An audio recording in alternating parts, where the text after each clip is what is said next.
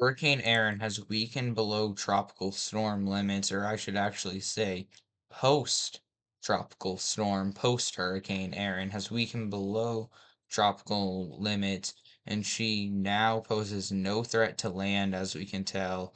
Just a storm out there in the ocean, and just very messy right now, so just nothing really much to talk about on Erin anymore. So let's just go ahead and dive right into things. Moving on to our NHC outlooks. We do have 100% chance of development in the next 7 days and 2 days. We are likely going to see development of this system right here by this afternoon. In the next hour, we likely will see I should say tropical storm. We may actually end up seeing a low hurricane as it nears Bermuda, but overall low chances. Then our chances have been on the weakening trend. We do have a 20% chance now for this system right here to form. If it does, it definitely could head towards the US, but very low chances for it to form, and the chances have been dropping. And here's a look at our system right now. And here's our low pressure system. And here's Bermuda right there. Just right there, that tiny little dot. So we're going to have to watch this. And as we move forward here, we're going to see that I did not mean to open that new tab. But as we see here, it is going to come very close, as looks like to be a tropical storm. Looks to come very close to portions of Bermuda, and watches, warnings, and advisories may be issued for portions of Bermuda here soon. So we definitely need to be on the lookout for that. And the European model is in close agreement for that to happen. And then both models have been in agreement with our system back here in our main development region, not developing across this area. So I just don't think we should look at it, because I was looking at it before I even started making the video and nothing even shows up. Here is Invest 90L at the moment. And here are the spaghetti models. As you can tell, stays to the east of Bermuda for now, but these definitely could start to shift west, and we could see tropical storm impacts in Bermuda. So I will definitely be updating with the latest as soon as I can and as often as I can. And here are Invest 90L's model intensity guidance. You can tell no models have it reaching Category 1 intensity, although there are a few up here nearing Category 1 intensity. So we definitely are going to watch, as some of these could actually spike up here into Category 1 intensity. And if that were to occur, just saying, we could have a very low-end hurricane nearing Bermuda.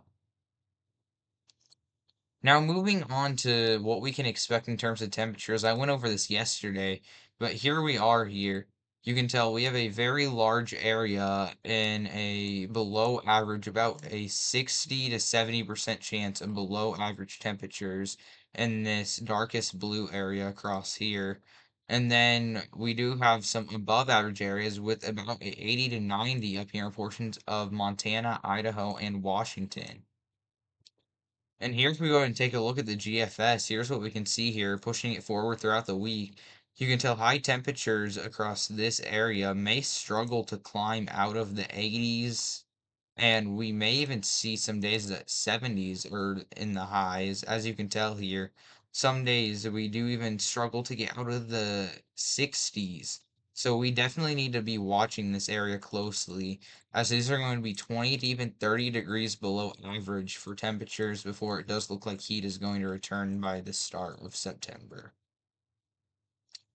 And not only are we going to be seeing below average temperatures across that area, we're going to be seeing above average precipitation across this area, with our main area being this one here in portions of Oklahoma, Texas, Arkansas, and Kansas.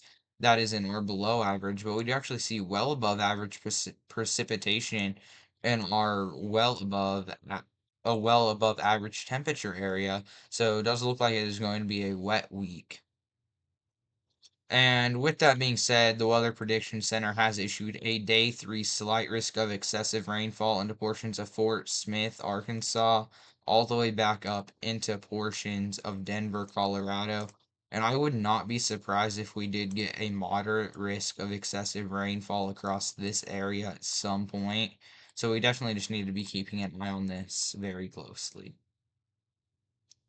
And here's a look at our excessive rainfall for the next 7 days until there's an area back here in Oklahoma that could be seeing up to around 7 inches of rain.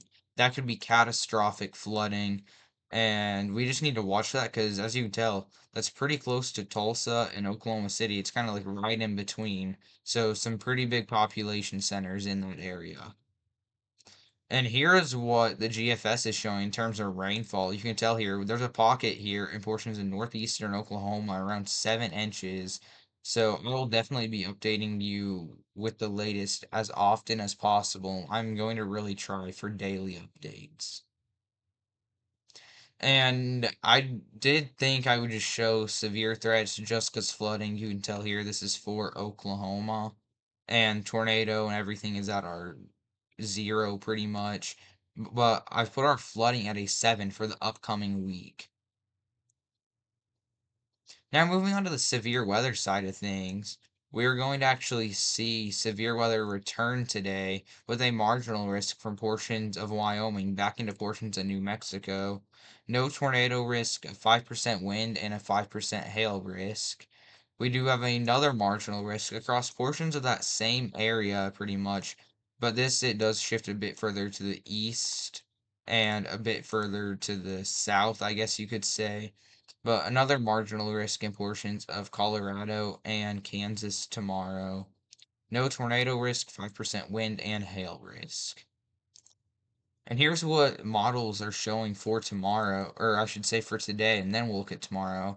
Here in the next about 6 hours, so around 5, 6 o'clock Mountain Daylight Time, storms are going to fire, and they're going to bring that marginally severe hail and wind threat.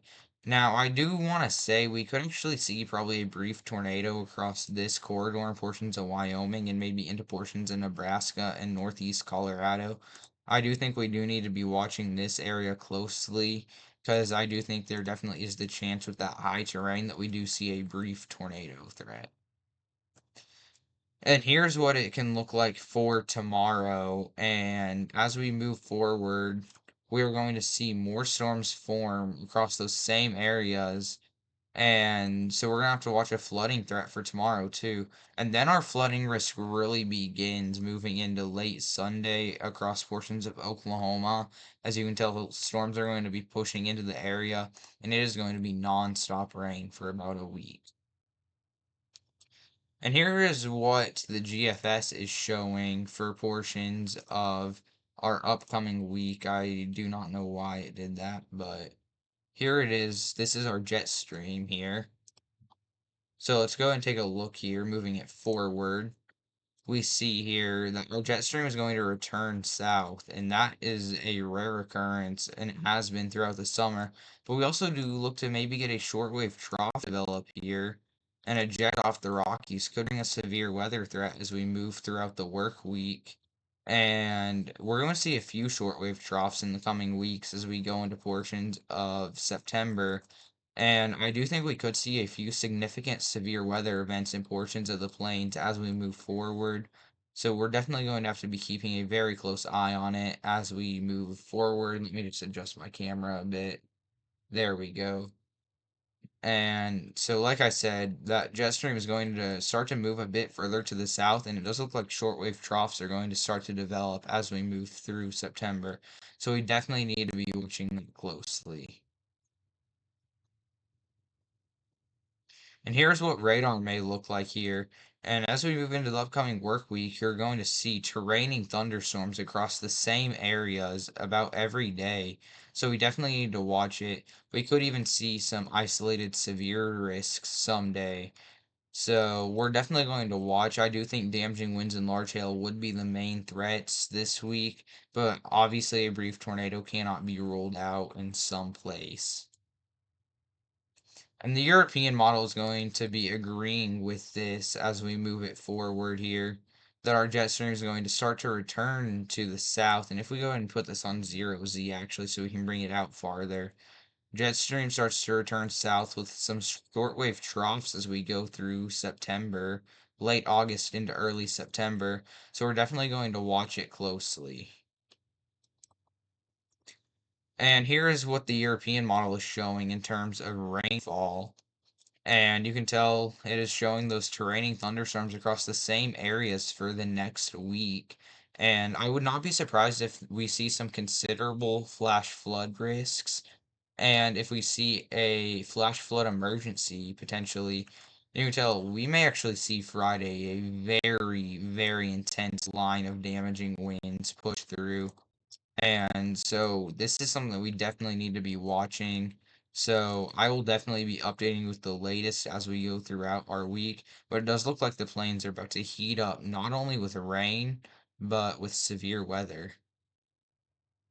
And here's a look at the total precip accumulation throughout the next week here. If we go and bring this to the 30th, here it is on the 30th. Right here, you can tell we have areas of around 7 inches of rain across portions of Oklahoma. But just bringing this out throughout the end of the month through portions of mid-September, early to mid-September, until some areas like Oklahoma City around 8 inches of rain, some nearing 9. So we definitely need to be watching this along with portions of Colorado near Denver. We may have some places nearing 9 inches of rain. So it does look like this area right across here about to wake up in terms of rainfall. So be ready for flash flooding to occur.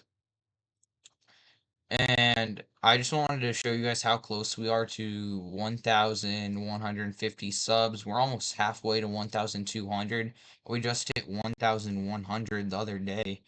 We just hit it on August 20th, and it's the 23rd. So we have been gaining subs here pretty fast lately. So thank you guys so much, and I hope you guys did enjoy today's video. Make sure to drop a like and subscribe if you are new here, and I will see you in the next one. Bye.